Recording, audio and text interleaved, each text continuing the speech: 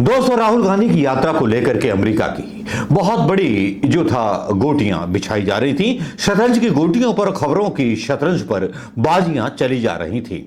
उधर सरकार अपनी बाजी चल रही थी तो इधर राहुल गांधी अपनी बाजी तैयार कर रहे थे, क्योंकि खेलने के लिए अब अमेरिका का वो चुनावी मैदान था जिस चुनावी मैदान पर जाकर के मोदी जी एक बार ट्रंप सरकार को वोट दो कह करके आए थे और अपनी किरकिरी करा ली थी। लेकिन साहब, यहां राहुल गांधी अब प्रतिपक्ष नेता की तरह वहां पहुंचते हैं और बड़े गंभीर नेता और एक ऐसे स्टेट्समैन नेता के तौर पर नजर आते हैं कि जो मतलब मोदी से ज्यादा गंभीर, मतलब सेल्फी वगैरह नहीं लेते, इसलिए बोल रहा हूँ कि मोदी जी को सेल्फी और फोटोग्राफी कराने का बहुत शौक है, लेकिन अभी तक राहुल गांधी के ट्विटर हैंडल से अमेरिका की यात्रा के बारे में कोई फोटो नहीं आया है, ना कोई बड़ी बड़ी डींगें हाँकी गई हैं।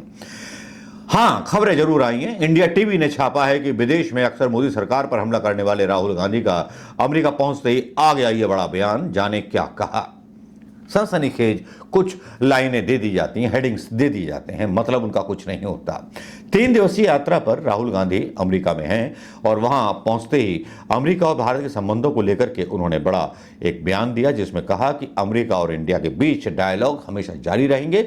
अमेरिका और इंडिया का सहयोग एक दूसरे के साथ जारी रहेगा। सैम पित्रोदा ने इस यात्रा की तैयारी बहुत शानदार ढंग से की थी। दोनों रिश्तों पर उन्होंने वक्तव्य दिया और संबंधों के बारे में बात किया और फेसबुक की पोस्ट पर लिखा कि अमेरिका के टेक्सास प्रांत के डलास में भारतीय प्रवासियों और इंडियन ओवरसीज कांग्रेस के सदस्यों ने मेरा काफी शानदार स्वागत किया। मेरा दिल खुश हुआ।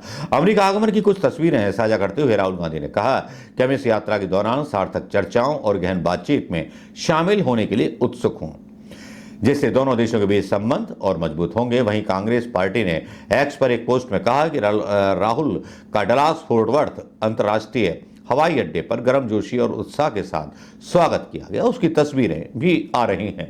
इंडियन ओवरसीज कांग्रेस के अध्यक्ष सैम पित्रोदा ने पिछले हफ्ते कहा था कि राहुल अमेरिका की आधिकारिक यात्रा पर नहीं आ रहे हैं, लेकिन इस दौरान उन्हें कैप्टन हिल अमेरिकी संसद भवन में अपने विभिन्न लोगों से व्यक्तिगत बातचीत करने का मौका मिलेगा।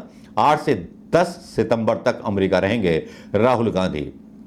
ये खबर सैम पित्रोदा ने कही थी। ये इंडिया टीवी ने खबर छापी है।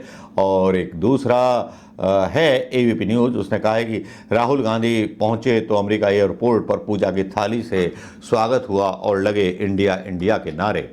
तो भाई लगे हैं नारे, तो उसमें तो अब यहाँ इंडिया इंडिया के नारे लगते हैं, वहाँ मोदी मोदी जी के नारे लगते हैं, लेकिन चलिए नारे लग रहे हैं तो भारतीयों के ही लग रहे हैं और भारतीयों का ही हल्ला अमेरिका के अंदर है, चाहे वो मोदी हो चाहे राहुल हो।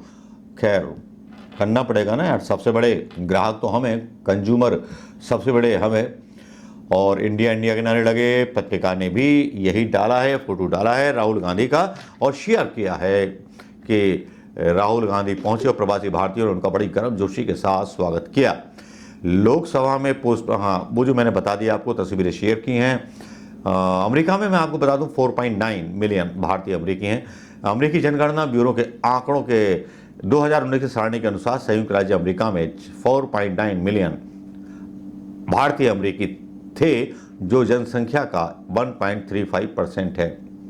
भारतीय अमेरिकी अमेरिका में दूसरा सबसे बड़ा अप्रवासी समूह है, जो अपने आप में ताकत रखता है। कमला हैरिस जो चुनाव लड़ रही हैं, भारतीय मूल की हैं, साउथ की स्टेट के।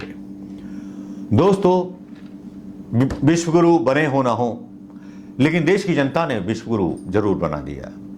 जिस तरह से अपने श्रम से, अपनी मेहनत से भारतीयों ने विदेशों में जाकर के अपनी पहचान बनाई है, वो अपने आप में काबिल तारीफ है। वो अपने आप में विश्वगुरु बनाने के लिए भारतीयों के लिए काफी है। किसी एक व्यक्ति जो 18 घंटे जाग जाग करके पूरे देश के संस्थान बेचता रहता है, उसके विश्वगुरु बनाने से पहले ही हम देश के विश्वगुरु बन चुके हैं। क्योंकि जो स्वावलंबन, जो मेहनत अप्रवासी भारतीयों ने अमेरिका में, इंग्लैंड में, विदेशों में की है और अपने आप को साबित किया है, वो अपने आप में एक अनूठी पहल है। उसके लिए किसी प्रधानमंत्री की जरूरत नहीं है। ये बात हमें समझने की जरूरत है। अमेरिका में मुसलमान विरोधी नारे केवल ट्रंप लगा सकते हैं। ट्रंप भी उसी दौर पर जा रहे हैं अमेरिका में जिस दौर में हमें अंधे दौर में धकेल दिया गया है। नतीजा बढ़ता हुआ क्राइम, बढ़ता हुए अपराध। अब मान लीजिए जब अग्निवीर की पहली खेप जब रिटायर होगी तब ज्यादा संगठित लूट, ज्यादा संगठित अपराध, ज्यादा संगठित लॉरेंस बिश्नोई जैसे पता नहीं कितने गैंगस्टर इस देश में पैदा हो जाएंगे। नमस्कार, जय हिंद दोस्तों।